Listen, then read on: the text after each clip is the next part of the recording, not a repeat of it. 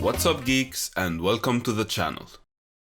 Imagine we have a burgers restaurant, and for this restaurant we created a delivery application that delivers burgers. Now, each burger we deliver is represented by a specific class, which in turn extends a common base class or interface, the burger class. This means that the code backing the delivery and production of these burgers can be written as follows. After receiving the client request, our application will identify the food it needs to prepare, and based on this information, it will proceed by creating the object corresponding to this type of burger, prepare it, and then return it to the user. Our order method kind of looks complete now. But when we see code like this, we know that when things change, like if we add new recipes to our delivery menu or more products to our restaurant, we're going to have to open this code and change it, and that violates the solid principles we previously covered. We'll also end up duplicating the same piece of code in our app, making things even worse. So, what do? Well, let's look at what varies and encapsulate it. In this example, creating burgers is the part that is subject to change. So let's extract it into a class called a factory. Why a factory? Because this class's sole responsibility is creating burgers. It's a burger factory.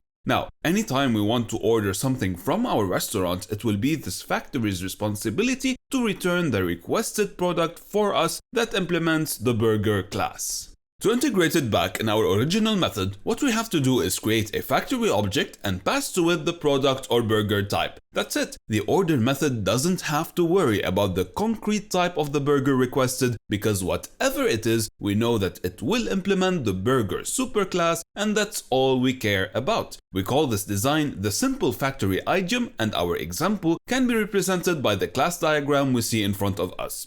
It starts with the client of the factory, in our case the restaurant class itself. Then we have the factory, which is the only place where the concrete type of burger is known. Also, we have the concrete products, the burgers our restaurant delivers via the app we are implementing. All concrete products must implement the same interface or abstract product. Now, one thing to note is that the simple factory we've been discussing since the beginning of this video is not a full-fledged official pattern. It is more of an idiom that is commonly used. However, it is the first step in understanding one of the most powerful design patterns out there, the factory method design pattern.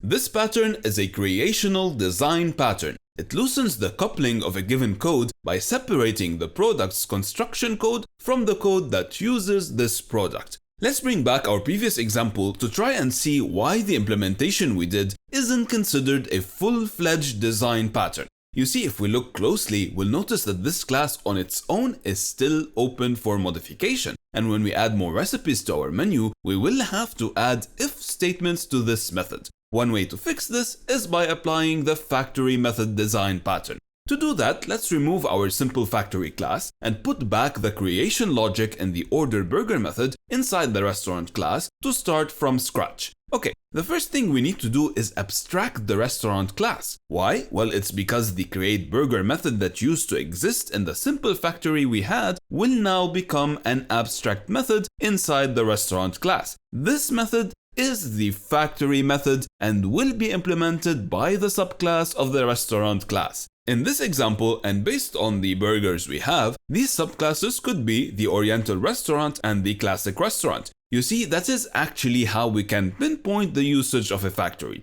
The factory method design pattern relies heavily on inheritance. It delegates objects creation to subclasses that implement the factory method. Here, this is done by replacing the creation code inside our business logic with the factory method. So, after defining an interface for our products, creator subclasses decide which product to instantiate. Also, notice how the order burger method is no longer dependent on the request object, and that's because we don't need it. The users of our restaurant can now directly instantiate and invoke the concrete restaurant class implementation they need, and the concrete burger will be returned to them. Okay, before moving on to the class diagram, you might be wondering how this implementation solves the initial problem. Won't we still need to determine which restaurant implementation to pick, similarly to the code we see? Well, in most cases, yes we will. However, this whole logic was shifted from our business or core implementation to the client side. Additionally, the best practice is to not rely on generic requests in the first place. The users of our app should select the specific product they want to order, making the creation process of that product specific as well. Now, let's take a look at the structure of the factory method pattern represented by the UML class diagram we see. The product interface and the concrete products represent the burger class in our example. On the other hand, the creator class housing the factory method was represented using the restaurant class. And finally, concrete creators were represented by the different restaurant classes in which the creation process of burgers is defined. Okay, now we know how to implement the factory method pattern, but why and when should we use it? Well, if we have no idea what are the exact types of objects the code will work with, then it is probably a hint that we should make use of this pattern right from the beginning. You see, the factory method makes it easy to extend the product construction code independently from the rest of the application, and hence allows us to introduce new types of products into the program without breaking existing client code. By doing this, not only will we be providing the users of our application with a way to extend its internal components, but we will also be following these solid principles as we previously mentioned.